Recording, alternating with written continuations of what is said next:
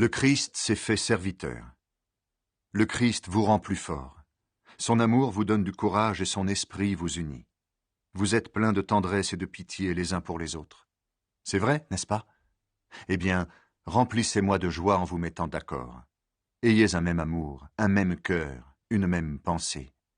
Ne faites rien pour passer devant les autres ou pour que les autres vous admirent. Cela ne vaut rien. Au contraire, soyez simples et pensez que les autres sont meilleurs que vous. Ne cherchez pas votre intérêt à vous, mais cherchez l'intérêt des autres. Entre vous, conduisez-vous comme des gens unis au Christ Jésus. Lui, il est l'égal de Dieu, parce qu'il est Dieu depuis toujours. Pourtant, cette égalité, il n'a pas cherché à la garder à tout prix pour lui, mais tout ce qu'il avait, il l'a laissé. Il s'est fait serviteur, il est devenu comme les hommes, et tous voyaient que c'était bien un homme. Il s'est fait plus petit encore, il a obéi jusqu'à la mort, et il est mort sur une croix. C'est pourquoi Dieu l'a placé très haut, et il lui a donné le nom qui est au-dessus de tous les autres noms. Alors tous ceux qui sont dans le ciel, sur la terre et chez les morts tomberont à genoux quand ils entendront le nom de Jésus. Et tous reconnaîtront ceci, Jésus-Christ est le Seigneur, pour la gloire de Dieu le Père. La responsabilité des chrétiens dans le monde. C'est pourquoi, amis très chers, obéissez à Dieu comme vous l'avez toujours fait. Obéissez-lui, non seulement quand je suis là, mais encore plus maintenant que je suis absent. Avec un grand respect pour Dieu et en tremblant, travaillez pour être sauvés. Dieu travaille en vous, et il vous rend capable de vouloir et de faire les actions qui lui plaisent. Faites tout sans vous plaindre et sans discuter. Ainsi vous serez innocents, on n'aura rien à vous reprocher. Vous serez des enfants de Dieu sans défaut, au milieu de gens malhonnêtes et mauvais. Parmi ces gens-là, vous brillez comme des lumières dans le monde, parce que vous apportez la parole de vie. Le jour où le Christ viendra, je pourrai être fier de vous. Et on le verra bien, je n'aurai pas travaillé pour rien, je ne me serai pas fatigué pour rien. Mon sang, c'est-à-dire ma vie, sera peut-être ajouté comme une offrande au sacrifice que votre foi présente à Dieu. Pourtant cela me rend heureux et je me réjouis avec vous tous. Vous aussi, soyez heureux et réjouissez-vous avec moi. Paul envoie Timothée et Épaphrodite aux chrétiens de Philippe. Le Seigneur Jésus me fait espérer que je pourrai bientôt vous envoyer Timothée. Ainsi j'aurai des nouvelles de vous et elles me donneront du courage. En effet, à part Timothée, personne ne porte les mêmes soucis que moi, personne ne s'occupe vraiment de vous. Tous cherchent leur intérêt et non celui de Jésus-Christ. Mais vous le savez, Timothée a montré ce qu'il valait. Il a travaillé avec moi au service de la bonne nouvelle, comme un fils auprès de son père. Donc c'est lui que j'espère vous envoyer dès que je verrai clair dans ma situation. Et le Seigneur me rend sûr d'une chose, je vais bientôt venir chez vous, moi aussi. Pourtant, je pense qu'il faut vous renvoyer Épaphrodite. C'est mon frère. Il travaille et combat avec moi, et vous l'avez envoyé pour me servir quand j'en avais besoin. Il désire beaucoup vous revoir tous et il est inquiet parce que vous avez appris sa maladie. Oui, il a été malade et bien près de mourir, mais Dieu a eu pitié de lui, et pas seulement de lui, mais de moi aussi. Alors il m'a évité une tristesse encore plus grande. C'est pourquoi je me dépêche de vous le renvoyer. Ainsi, quand vous le verrez, vous serez de nouveau dans la joie, et moi, je serai moins triste. Recevez-le avec grande joie comme un frère chrétien. Respectez beaucoup les gens comme lui, parce qu'il a vu la mort de près en travaillant pour le Christ. Il a risqué sa vie pour me rendre service quand vous ne pouviez pas le faire vous-même.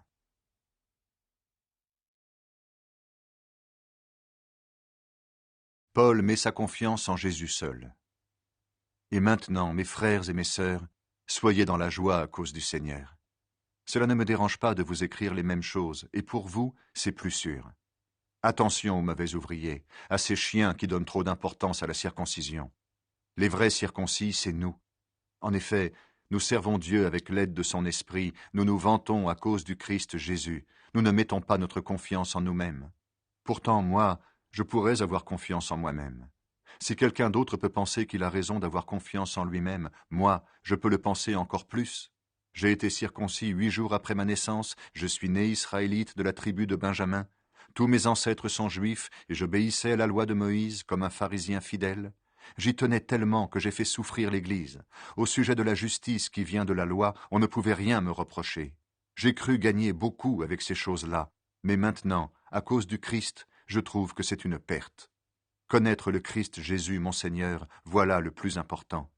À mon avis, tout ce qu'on gagne, ce n'est rien à côté de cette connaissance. Pour lui, j'ai tout abandonné. Pour gagner le Christ et pour être uni à lui, je considère toutes ces choses-là comme des ordures. Je ne suis pas juste parce que j'obéis à la loi, mais parce que je crois au Christ. C'est Dieu qui rend juste, et il rend juste celui qui croit. La seule chose que je veux, c'est connaître le Christ et connaître la puissance qu'il a fait se lever de la mort.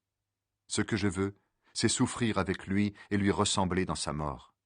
Ainsi, j'espère que je pourrai, moi aussi, me lever de la mort. Courir vers le but. Je ne veux pas dire que j'ai déjà atteint le but ou que je suis déjà parfait, mais je continue à courir pour saisir le prix parce que le Christ Jésus m'a déjà saisi. Non, frères et sœurs, je ne pense pas que j'ai déjà obtenu le prix. Mais j'oublie la route qui est derrière moi, je suis tendu en avant et je fais la seule chose importante, courir vers le but pour gagner le prix. Dieu nous appelle d'en haut à le recevoir par le Christ Jésus. Nous qui sommes des chrétiens adultes, nous devons penser de cette façon. Et si sur un point vous pensez autrement, Dieu vous éclairera aussi là-dessus. En tout cas, continuons la même route que nous avons suivie jusqu'à maintenant. Frères et sœurs, imitez-moi. Nous avons donné l'exemple. Alors regardez ceux qui vivent en suivant cet exemple. Oui, je vous l'ai dit souvent, et je le dis aujourd'hui en pleurant. Beaucoup de gens vivent comme des ennemis de la croix du Christ. Ils finiront par se perdre. Leur Dieu, c'est leur ventre, et ce qui doit les couvrir de honte, ils s'en vantent. Eux, ils pensent seulement aux choses de la terre. Notre patrie à nous est dans les cieux, et celui que nous attendons comme sauveur, le Seigneur Jésus-Christ, viendra des cieux. Alors il changera notre faible corps pour le rendre semblable à son corps glorieux. En effet, il est assez puissant pour tout mettre sous son pouvoir.